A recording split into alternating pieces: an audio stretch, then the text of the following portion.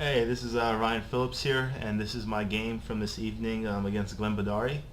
I had the white pieces, which I seem to have against Glenn every time we play recently, and it doesn't seem to help too much. I think I've lost at least my last 4 or 5 encounters in a row, and probably 4 of those have been with the white pieces, and I believe 3 of them have been in this exact system. My move orders have been different. But Glenn's basically played the same system against me the last 3 times, which of course is very frustrating. Um, been looking into this system quite a bit since Glenn has been playing against me with good results. So that's part of improving is to kind of find out where you're going wrong and try to fix it. This game was extremely disheartening.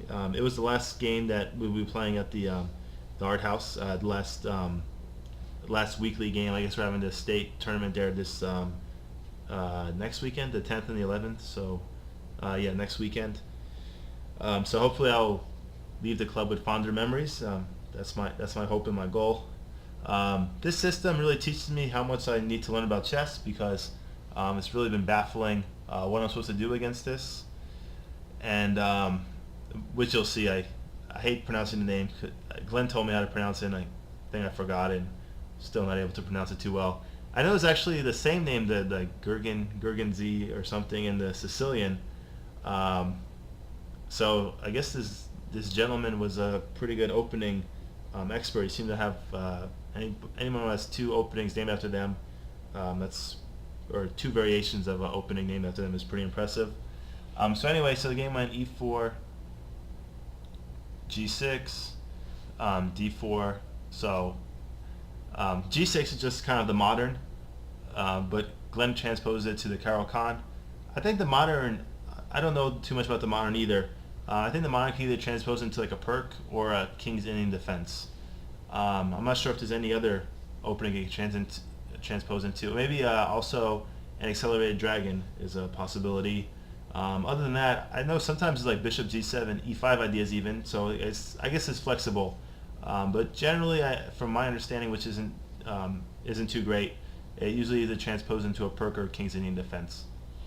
So here we saw C6, and then in the past I've tried to go like C4. For some reason, I don't know. The opening book doesn't really show C4 played too much, only twice. But for some reason, it seems like a logical move to me still, just to get kind of the 3 pawns in the center and try to make it kind of into like a queen's pawn game, like King's Indian perhaps. So I'm not sure why C4 isn't better. I guess maybe this pawn setup with C4, D4, E4 isn't so great against C6 and D5. Maybe it's better for this formation if Black is already committed with a D6 push. But I really don't know. C4 still seems like a reasonable move to me.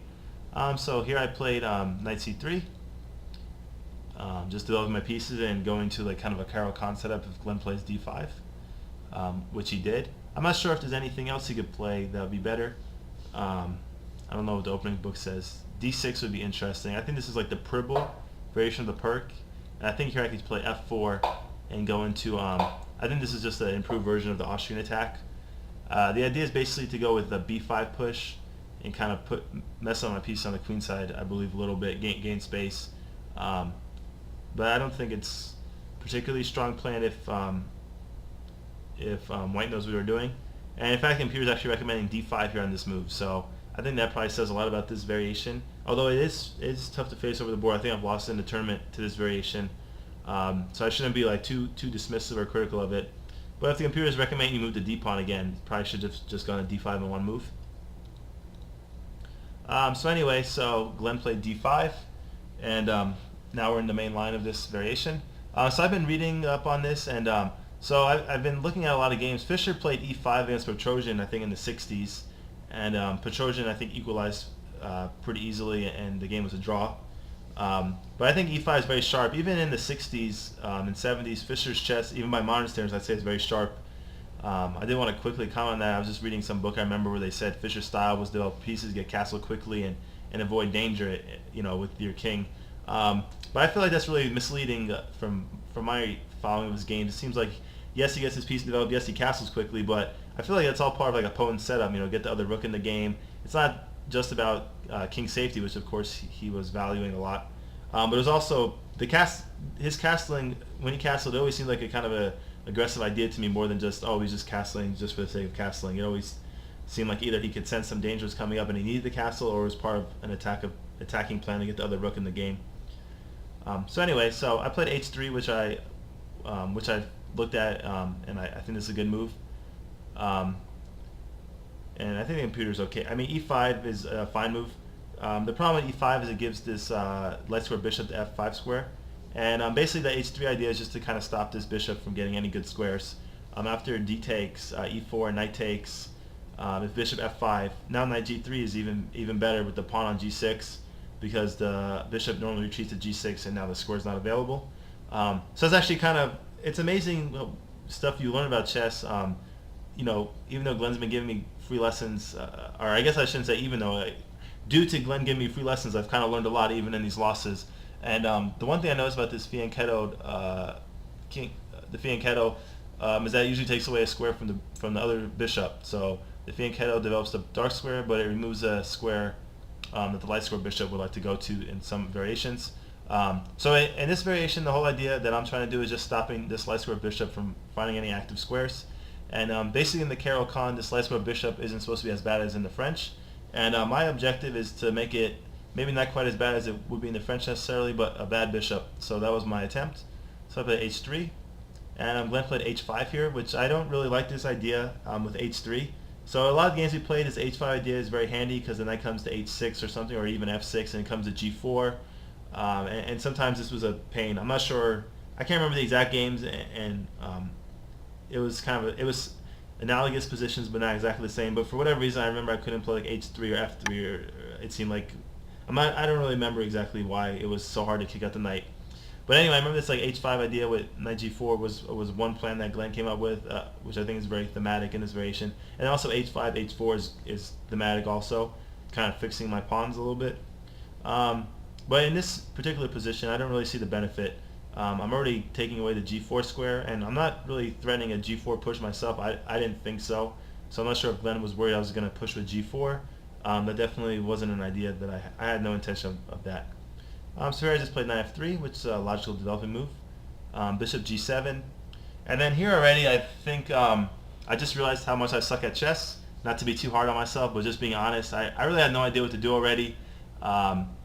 Bishop d3 kept showing up over and over in the computer analysis, and I just never looked at this move seriously because I just didn't think this was a particularly good bishop diagonal for light square bishop. Just looked like with the pawn on g6 that it was kind of I didn't really have anywhere particular to go. But I guess after h5, this g6 square is a little weak. Only the f7 pawn's guarding it, so bishop d3 is a sensible diagonal. I don't know how strong bishop e2 is. Computer says okay. I guess my dream scenario was I kept hoping to get this bishop onto c4. I was hoping that d takes e4 would happen. I'd play bishop c4. And basically all the games that I've looked at in the like chess games database, black was pretty quick to relieve the tension when d takes e4. And I don't know, Glenn he's very creative, and he makes life difficult on me because he doesn't do what's obvious in my opinion a lot of times. Yeah, a lot of times his moves are not obvious to me. So I kept hoping you'd take d takes e4, which I think he realized that also, and I was hoping to play the bishop to c4, and in that case that would be just a perfect diagonal for light square bishop. So I think when I play weaker players, I get away with like this mentality where I basically can get everything I want. But against someone that's very good like Glenn, I need to adjust my expectations, I guess, and I can't just wait for the perfect diagonal for my opponent to give that to me. And just bishop d3 and get castled is probably the best plan. But I played this bishop g5 move, which I think is okay. But I think this bishop g5 move is a very good post, I think, for this bishop. But I think it's too early. I think it's better to play bishop d3, castle, and then maybe think about bishop g5. Because with the king still in the center, this queen b6 idea I think is really strong, just hitting the b2 pawn in a lot of variations. And anytime, I think this is helpful for a lot of players. Anytime I see a bishop developed, especially the dark square bishop for white, I think black should always be considering queen b6. So when I played bishop g5, I was worried about queen b6, but I thought queen d2, queen takes b2, rook b1, queen a3 was very good for white. It was fine for white. So I was definitely willing to sacrifice the pawn, and then I might even be able to get the d pawn back, but I have to be careful because. So let's just look at some variations. So I was planning on playing here, which isn't so great. Computer's saying e takes d5. So we can look at that.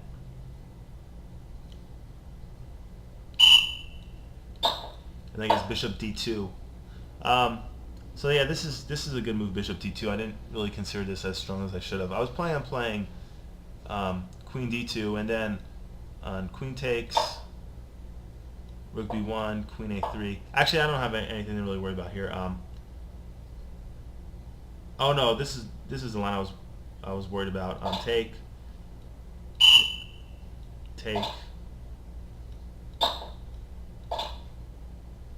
and then I guess I just have knight c3 back, bringing the knight back and hitting the queen and the rook. But here I'm still down a pawn. I know I have a lot better activity. It's obvious that black has very little activity, so I think I would have been happy getting the giving up a pawn for this position. But this isn't clean. I think there might be something a little better. I think rook b3 was what I was planning.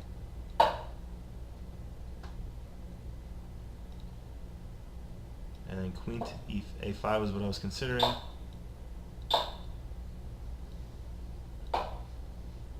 And then, I don't know, this looks good for white just because of development, but still down a pawn. I'm not sure. But I thought that this would be worth this pawn sacrifice, and I think my judgment was pretty decent in this position. Alright, so anyway, so queen b6 wasn't played immediately. Glenn played knight f6. And I think here's where my whole game, I really overestimated my position. I thought my position was very good here already. Even though we're only 7 moves in the game, I just was real happy with the way the opening was going. But it was really short-lived. So bishop d3 I really didn't consider again. I don't know why. So I put this really weak move that I thought this was a great move, e5.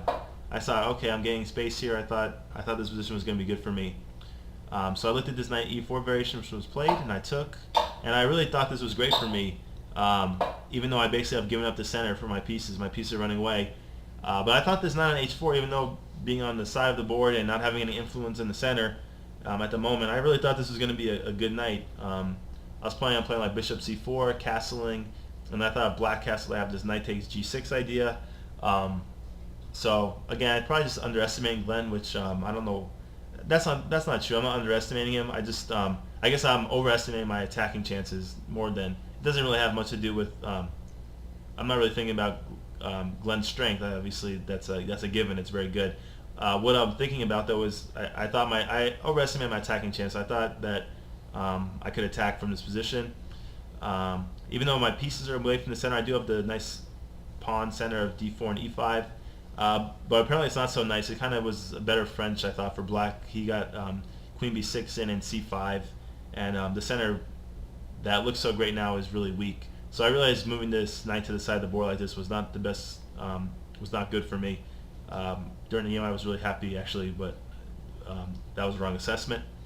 I think e5 is just really bad. If I play bishop d3, and then I could play e5, because if he plays knight e4, that just drops a pawn, and of course, like, developing a piece would be nice here. So after e5, I'm basically losing a tempo, I think, because I have to move this knight on f3 twice. If I take, I don't have to take here, but I calculated taking because I didn't want to move this bishop again.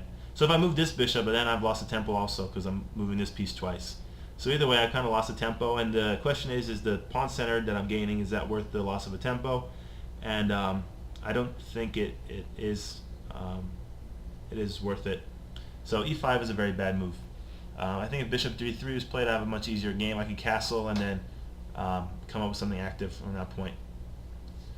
The thing about bishop d3 is, though, I don't really keep the light square bishop from my opponent bottled in, which was my plan, but you have to be flexible, I guess, in life and kind of change your plans. So, although I think this would have been interesting. Could have tried this variation.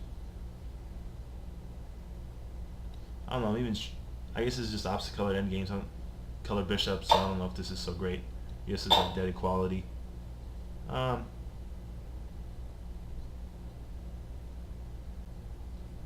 Yes, this would have been like one possible way to go, I guess. So this would be an interesting variation. Although I wonder if, I mean, this looks kind of slow. I wonder if king f8 and then trying to win this pawn, if that's the plan. I think this g4 push looks annoying also. I wonder if take. So this would be an interesting variation, basically sacrificing a pawn here for activity. So it's clear that white's pieces are much better coordinated and better developed, and these pawns on the king side look pretty clunky. But this was a way the game actually could have conceivably have gone. So anyway, though, I played pretty poorly with e5, knight e4, knight takes, and then here Glenn played queen b6 at a good time. And then I think I was really underestimating the threats of my opponent. I think rook b1 would have been the safest move. But still, it's really, my center is really falling apart. So Glenn really showed the best way, I think, to exploit my e5 pawn push, which was just not good. But I made it even easier on him with my next move, g3. So again, just totally underestimating his attack. So I spotted this e4 pawn. I thought this was a weakness in his position, which I still think it is. But I don't know if I should attack it so quickly. I probably should address the weaknesses in my position first, and then attack. So again, this whole position, the whole way I play this opening is garbage, because if I'm having to play a little defensive as white on the 10th move, it's not like Glenn sacrificed a pawn. If someone sacrificed the material as black for initiative, that's one thing, but there was no material sacrifice. He basically just outplayed me and got an active position. And to show how not sharp I was, I almost played bishop c4 here, which would have been which I would have cried. Like I said, I really wanted to get this light squared bishop on the a2 g8 diagonal, and I seriously almost played bishop c4. I don't know if Glenn remembers this part of the game, but I think I started laughing to myself. Hopefully not in a rude way. I never intended to be rude, but sometimes I can't help myself. Just, sometimes the thoughts just come in my head, and I kind of have to respond to them for some reason. If they're powerful enough, I guess if the thoughts are powerful enough, which this would have been. This was a really powerful thought in my head after I saw queen b4 check. I couldn't believe that I really was considering bishop c4, and that would have been really crummy if I played that move. So luckily I didn't play that, but at the same time I didn't play anything better with g3. And then after g3 I saw queen b4 check was still good here, so I didn't even address really the threat. So I mean, I think this looks really good. I guess the bishop, I don't know, this looks really good to me for black. So 2 pawns, and I don't really see too much compensation for white here for the pawns. So I don't know, I think this is a position that Glenn would be perfectly comfortable with. He seems to defend these type of positions very well. So I really wouldn't have liked to have played this position against him. I do seem to get activity at some point in the game against Glenn, so I don't feel like I'm getting like bulldozered too badly, but I do feel like I'm kind of Glenn's customer at this point. He is just beating me just a ridiculous amount. It's not really. I think I should be doing a little bit better according to our ratings at least. So this is it is really disheartening to me. I wish I was playing a little better. I think there's a problem with queen d2. This was an idea I had also. I don't know why. What was wrong with this? I don't know. Maybe in retrospect, this is a variation I would have enjoyed playing. Here, giving up the second pawn. I feel a little bit better about this position.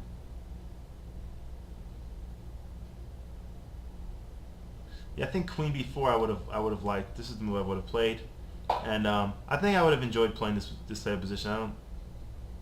I don't think I would have been uncomfortable even with the pawn deficiency, because bishop c4 is coming, and obviously I'm threatening mate here on e7. So I like this position. So I think queen d2 was, in retrospect, was probably the move I should have played.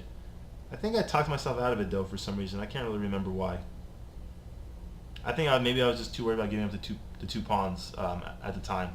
But now in retrospect, looking at this position, I think queen d2 was a move I should have played, or at least considered more seriously. Either queen d2 or rook b1. G3 is just horrible. All right, so here Glenn played c5, and Yeah, so it's interesting because it is just like a Carol Khan, but I think this I mean, it's just a very interesting play with the bishop on g7. I always find the dark square bishop annoying against the Carl Khan. Normally it comes to like d6, where I find it annoying against the white king side. But Glenn, this is a totally different plan. So the dark square bishop is still a powerful piece, but here it's more of a influence on the center rather than being more of a kind of an attack on the white king, which can be quite successful in these lines, um, from my experience.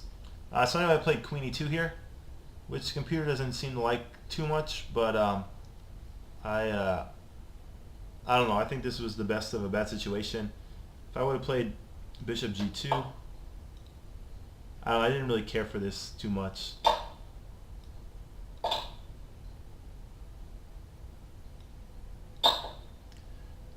I don't know. I didn't find this to be too spectacular for white. Maybe the computer evaluation is better, but I just didn't like bishop g2 anymore. I think also queen b4 check looked good to me here.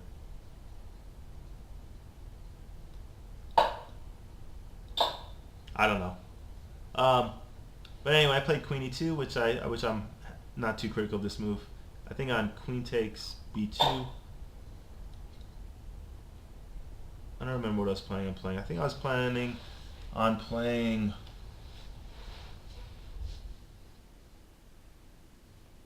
I don't know. I don't remember. I maybe was planning on playing queen b5 check, or I think I might have been planning on playing rook d1. I can't recall which move I was going to play. I think rook d1, and then if took take there, I was going to take on e4, and kind of see what happens from here.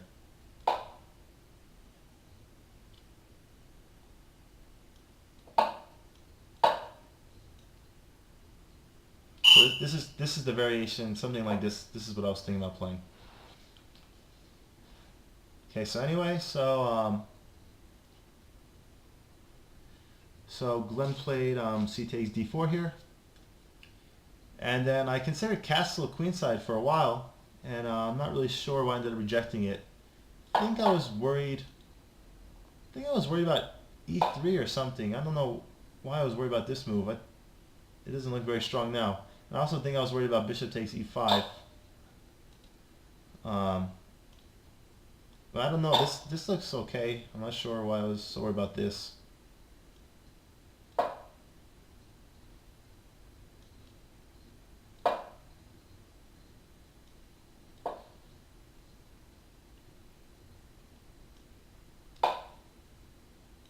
Yeah, I'm not really sure what I was so worried about. Oh, this is interesting. This move works. I didn't think that would work.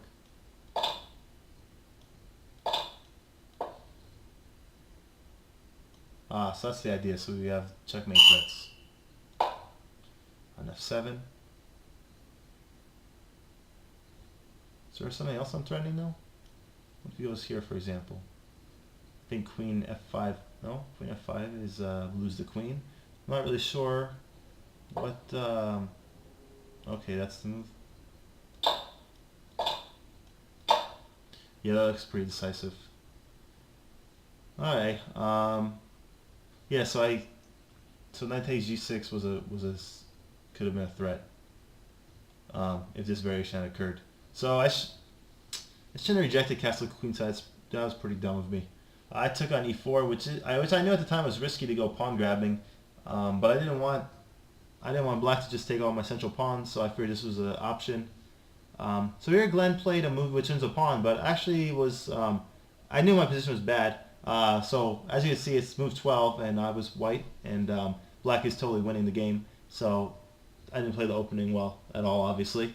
But Glenn played queen a5 check here, and even though that drops the e5 pawn for me, I thought that it kind of relieved the tension because that black queen was really annoying to me, and I thought if we get the queens off the board, even down a pawn, that I at least have some practical chances, which turned out to be accurate. But I was really pissed off at this point of the game already. I didn't play the opening well, and in fact, I don't think I've really been playing very good chess for quite a while now. I think all my games have been really bad. Not to take away from Glenn, because Glenn could beat me even when I'm playing really. Glenn beats me even when I'm playing really well. But that doesn't matter to me so much. It's just the feeling I have at the board. I don't feel like I'm playing very well, which is disheartening. So, and it's weird. Whenever I look at other people's games, I feel like I see like a lot of great ideas, but for some reason, my own games, I don't know, like stagnant with creativity or something. I don't know what the deal is. But anyway, Queen A5 check, and I brought the bishop back to D2. Take. And my initial reaction was to play bishop G2, but I rejected that, and I went with castle. Castle's queenside. But I think bishop G2 is a reasonable alternative. But I couldn't really see anything too concrete. So I saw bishop G2. Yeah, I saw knight C6. So I think knight C6 was what kind of stopped me from playing this move. But even in this variation, I didn't see anything that that I thought black had to be particularly worried about. So I didn't really see anything concrete for me. So yeah, already here, I think black just keeps their pawn advantage, and even though white has a slight lead in development, it's kind of hard for black to develop their light square bishop still. I don't see anything for white here to really justify being down a pawn. So I took on E5, and I played castle queenside here. So at least here I saw, even though I'm still down a pawn, I still don't really see too much activity. I thought it was pretty easy for white to proceed, since it looks like this rook on H1 is going to go to E1. So I just have to really figure out where the light squared bishop is going to go. After that, though, the rest of my development is pretty straightforward, I thought. So bishop G7, which this is a sensible move. I don't know if it was the best move. I guess the idea is just to contest bishop G2. But I thought knight C6 was fine, because if bishop G2, I don't even really think bishop takes C6 is any kind of real threat at any point. So I guess I could bring the knight back to F3. So maybe Glenn wanted to keep the knight on H4 stuck there. So maybe that's why he went with this. Maybe I went bishop D7. So if I play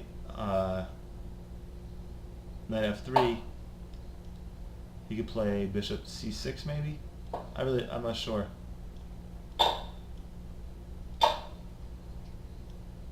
yeah, this looks like a nice little tactic here.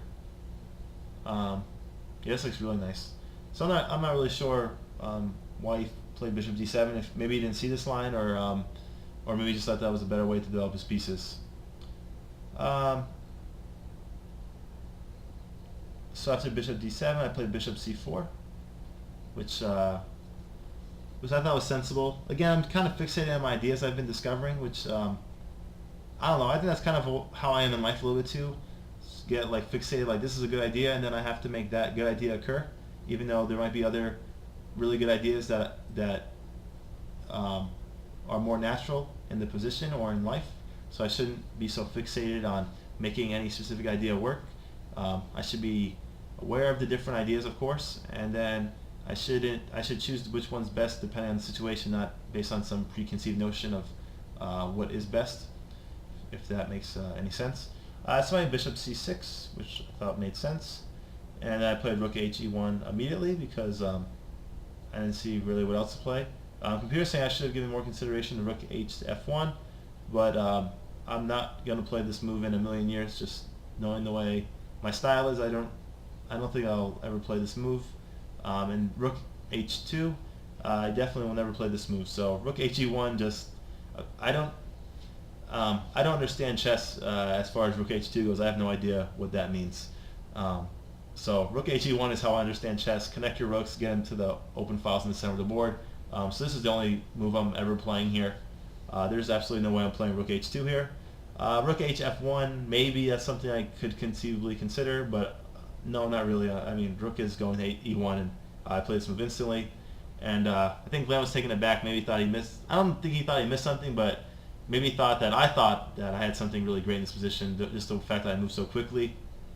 But no, I mean, I just thought this was the only natural move to make, so I made it. So bishop F6, and then here I kind of put some pressure on the black position. I thought bishop B4.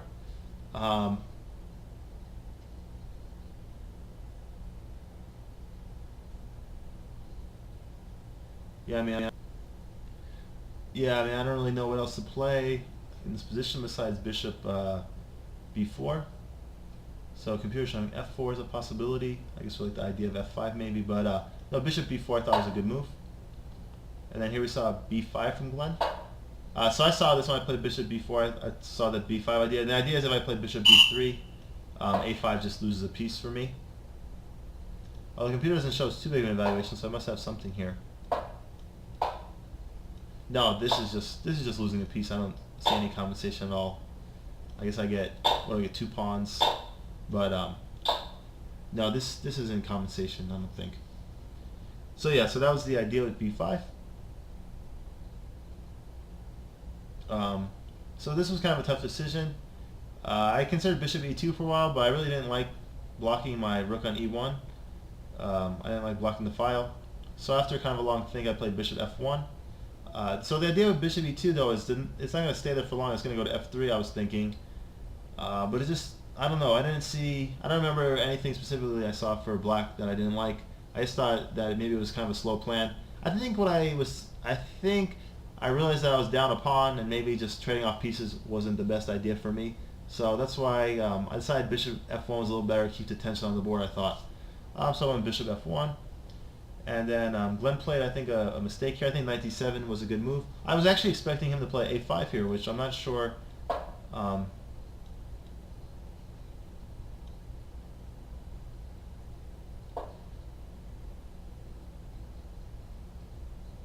Yeah, actually, yeah, a5 is just terrible. I don't know why I would think a5 would be played here. Okay, scratch that idea. So anyway, so I thought knight d7 was good. I was expecting a5, but I don't know why it's terrible. No, never mind. I think I was expecting knight d7 and then a5. So that was what I was expecting Glenn to do, and I didn't really see anything too good for me after knight d7. I thought I was in some significant trouble. So I don't know. Maybe I have this bishop d6 idea that I played in the game. I'm not sure if there's anything. King f8. Yeah, the problem is this knight on d7 is a very good piece since it stops me from developing anything to the e5 square. So luckily for me, Glenn played knight a5, or knight a6, I'm sorry, which I think also has another kind of just like bad piece coordination, because I think the knight on a6 and the bishop on c6 are kind of vulnerable to some kind of like b5 pit in the future, which maybe doesn't look too realistic at this juncture, but I think it's actually very realistic because I'm threatening to play a4 at some point. And the idea is if b takes a4, then I'm going to win his knight. So I just think this is a really illogical development of the coordination of the piece in this position. But I think Glenn just missed my next move of bishop d6 because anything else, then I'm really passive. So say I play like bishop d2. Yeah, knight c5. And then knight's coming to e4. And this is just really good for black. So I think Glenn just missed bishop d6, which is a nice resource for me. And at this point, I felt good about my position, that I was kind of turning the tables a little bit. So I was happy to find this. And actually, right before when I put the bishop on b4, right before black played b5, I was really thinking to myself, like, man, Glenn's really just pushing me around every time we play, and I think I'm kind of getting used to it. Like, he's pushing me around. I'm not really even looking for too much aggressive resources for myself. And I made like a mental note, like, hey, I'm going to start looking for activity. I'm going to start, I'm not going to be on the defense all the time. I might lose, but I'm going to be more aggressive. And it was cool that just a few moves later, I had this aggressive move, bishop d6, which is a really, really good move.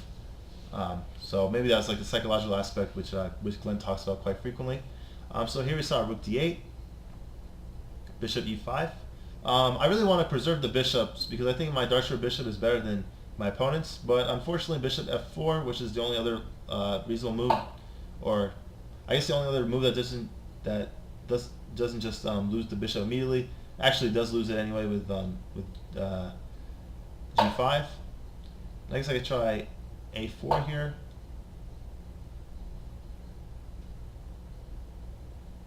I don't know. I'm not really even so sure why I moved like bishop. Why that wasn't work. I don't know.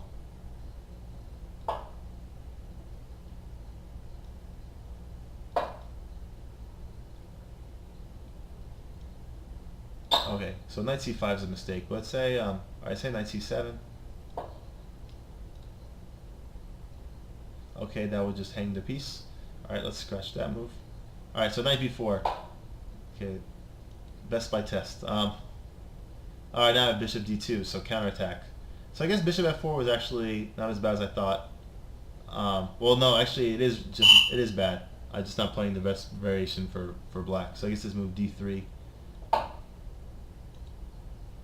and then there must be a reason why. If I take, there must be something I'm missing. Okay, now we have this move, and this is with check.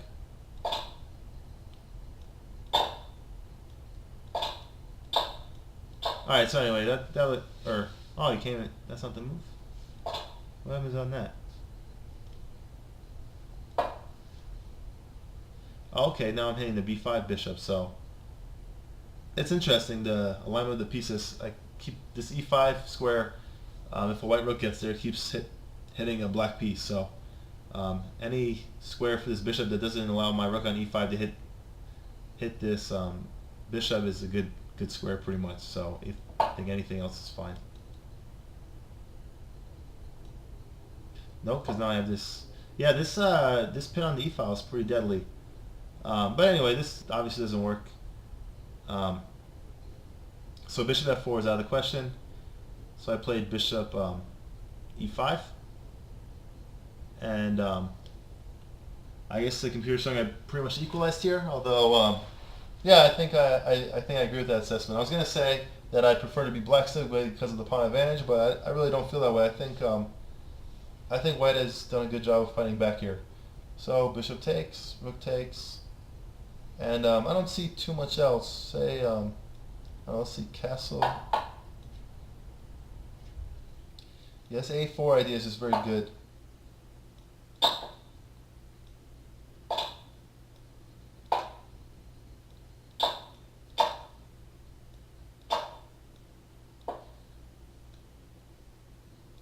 Yeah, so I don't know. I think bishop takes e5 was pretty much forced.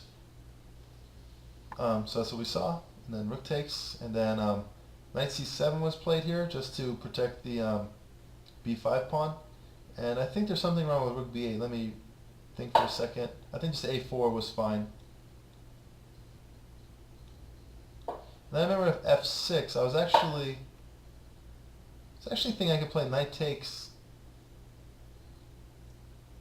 I don't know. I was thinking knight takes g6 might be a possibility, but rook e6 also looks very good.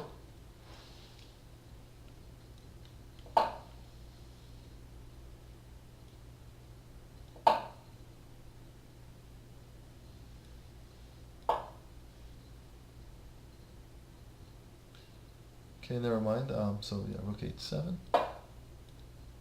Yeah, this is just like all kinds of problems for black here. So knight c7 looks pretty much forced, and this is what I was assuming would occur in the game. So I saw up to this point with c3.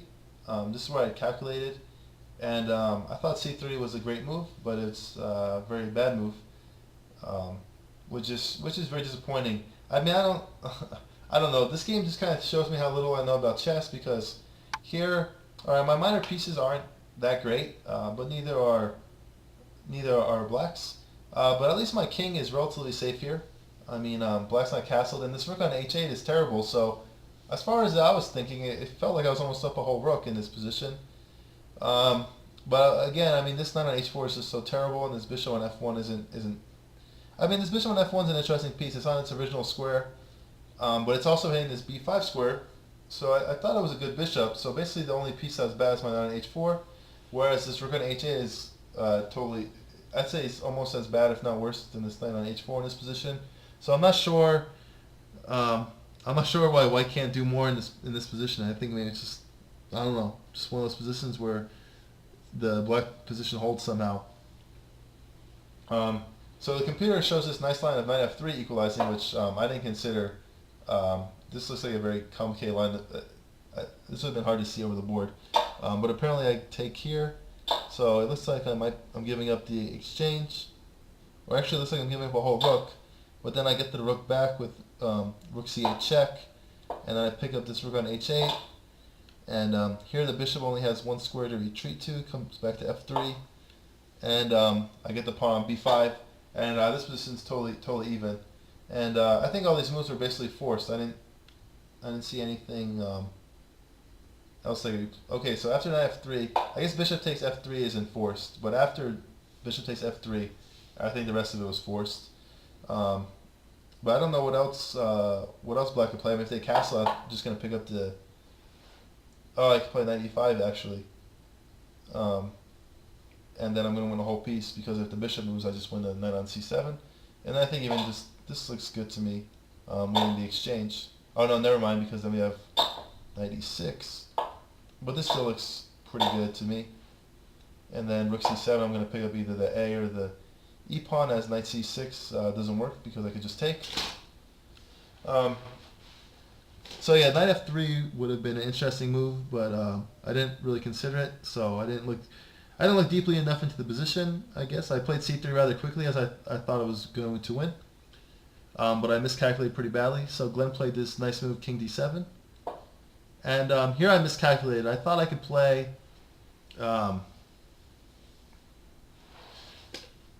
I thought I had a good position here. I thought after c takes d4, which I played, I miscalculated. I thought that knight e6 I could play rook takes c6, but I missed that after rook takes c6. That's with check. So say it wasn't with check.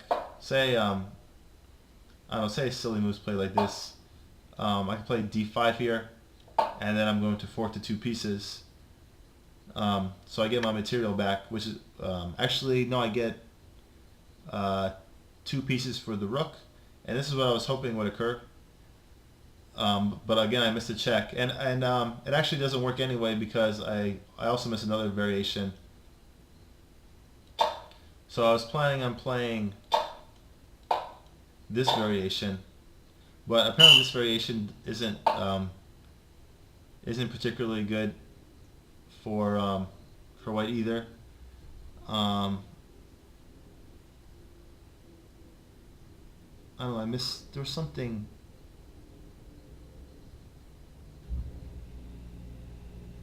I thought there was something very good for black here, but I might be confusing this with another variation I might have looked at. But anyway, apparently this is a winning for black also.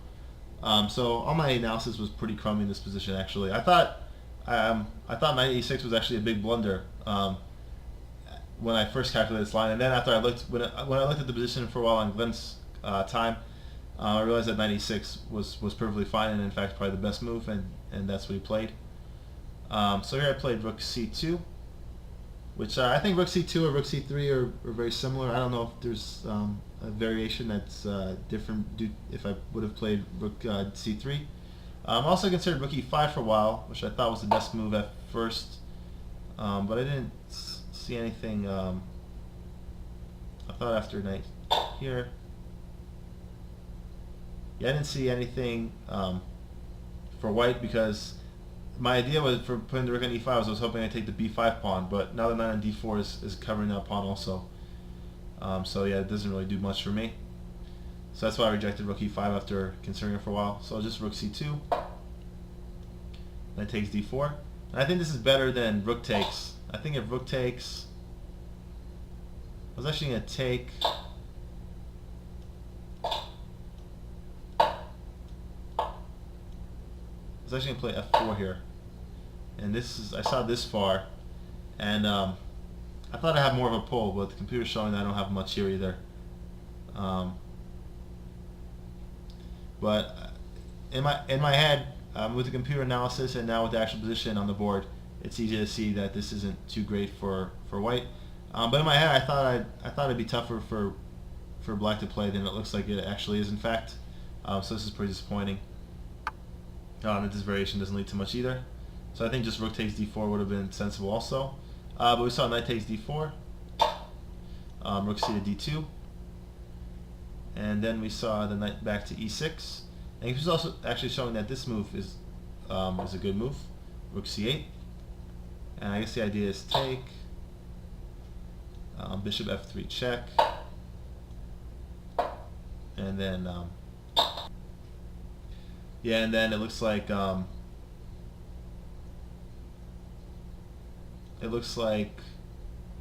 black has just picked up an exchange in this position. So rook c8 would have been a possible move, but Glenn played knight e6, which is what I was expecting. So knight g2, I considered that for a bit, but I thought this rook takes d6 move seemed logical. The e-pawn is forced to take, and then I played f4, which I was happy with myself. Probably too much. It's not as good of a move as I thought it was. I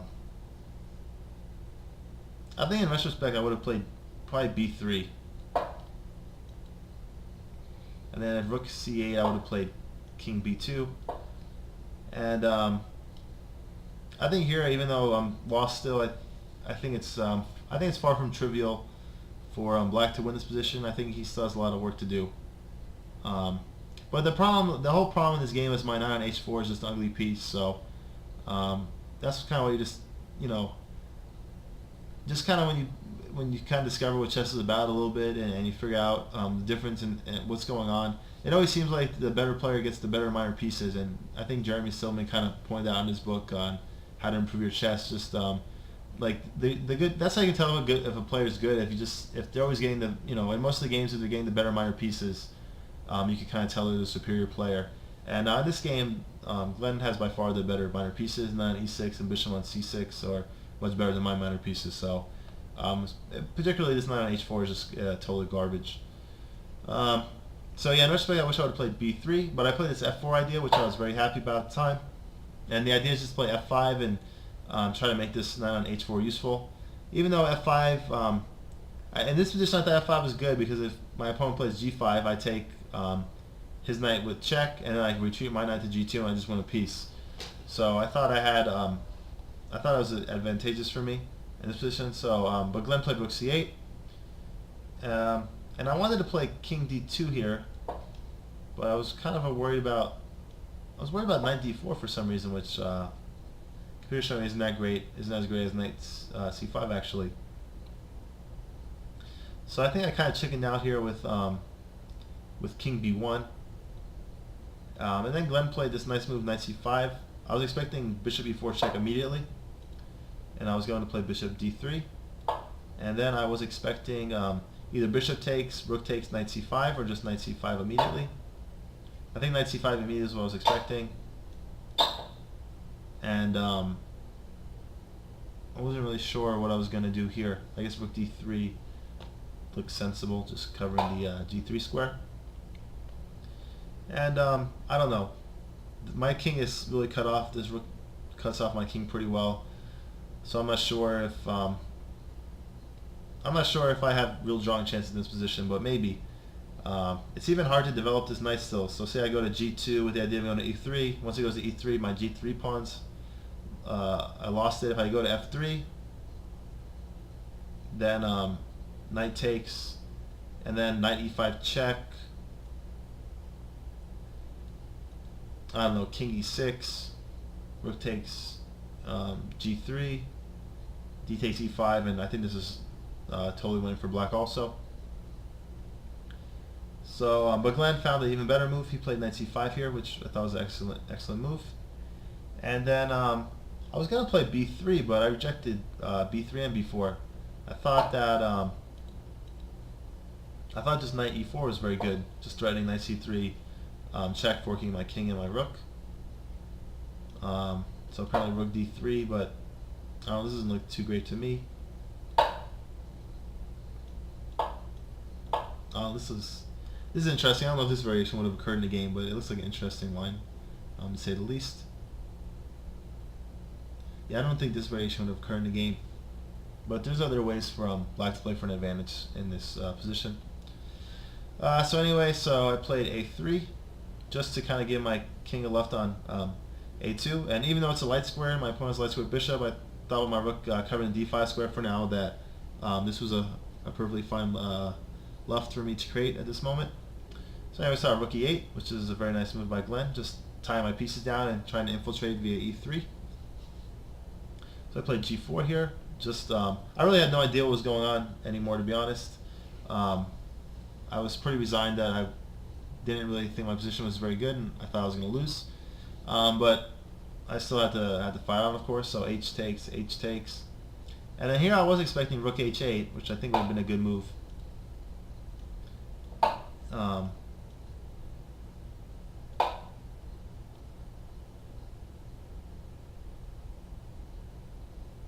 think I would have. Does Knight E3 lose on the spot or something? There must be something wrong with it.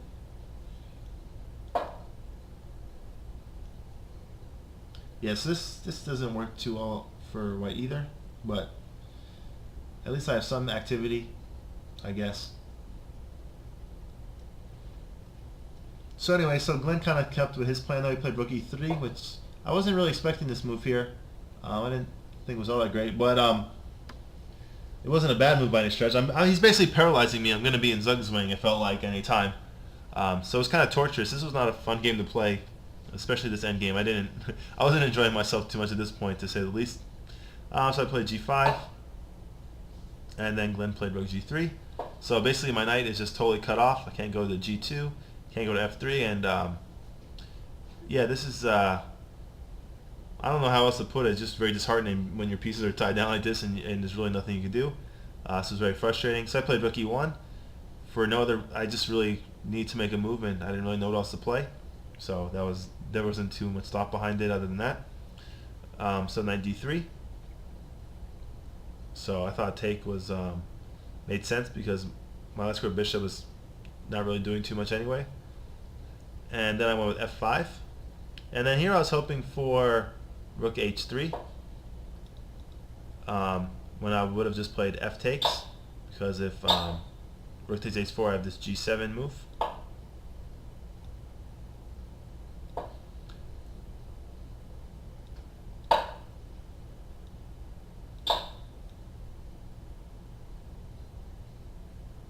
Does King A2 lead to a perpetual?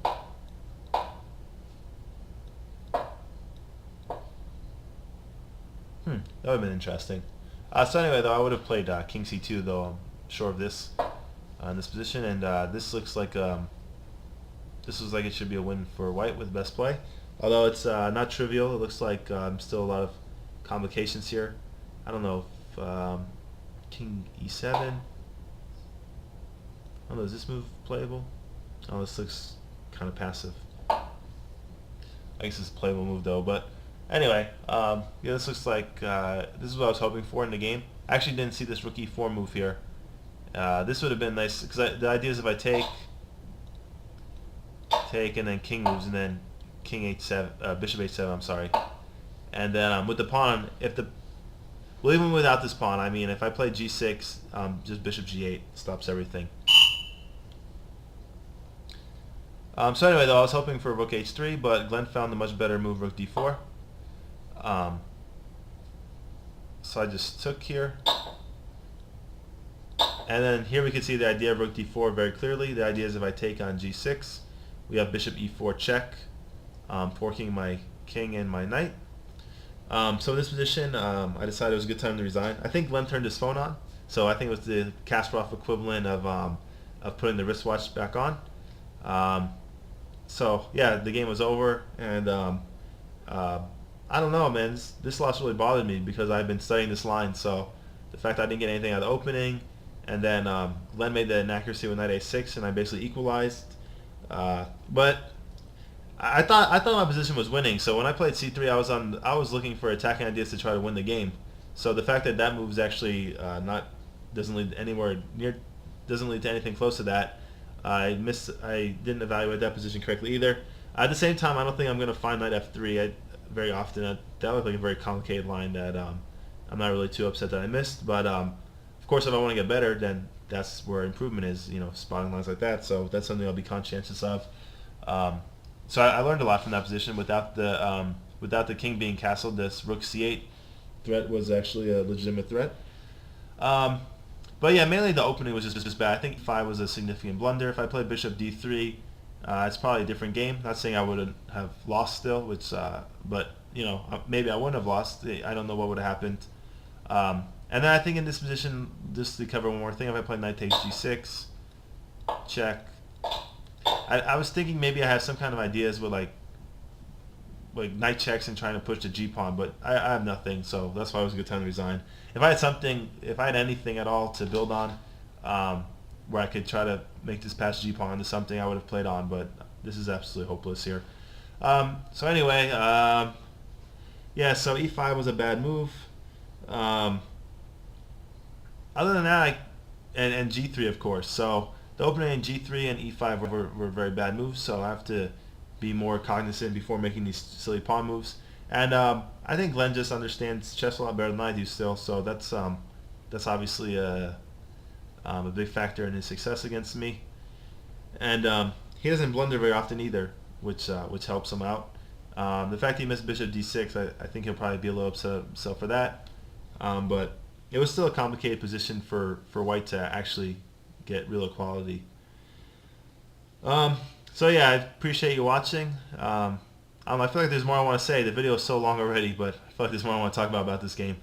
But anyway, I appreciate you watching. This is Ryan Phillips signing off. And if you made it this far, I do appreciate it. I know this was kind of a longer video. Though anytime I play Glenn, I like to try to make a high quality video, just because he's kind of the best, and I feel like it's giving him proper respect to make a video, a thorough video of the game. And I always learn kind of the most when I'm playing against him also. So for that reason, it's useful to kind of go more in depth in the video. Anyway, though, thanks for watching, and I'm looking forward to the Southern Nevada qualifier this weekend. If I don't play better than this, though, I don't think I have much of a chance. But I seem to do well in these. I seem to rise to the kind of the occasion in these tournaments, and I've been playing so bad lately that I'm kind of expecting the law of averages to work out and to have a nice tournament. Although even though I've been playing really bad, my results have been great. I think. I mean the Mind Sports International tournament, I tied for some prize money. National Open, I got some prize money, but I still don't feel like I'm playing very well. I feel very lost in a lot of these positions. Maybe it's just because the game of chess is so complicated, but I feel like I should be playing a lot better than I have been in the last 6 months or so. Anyway, though, again, thanks for watching, and stay tuned for my games from the Southern Nevada qualifier. Thank you.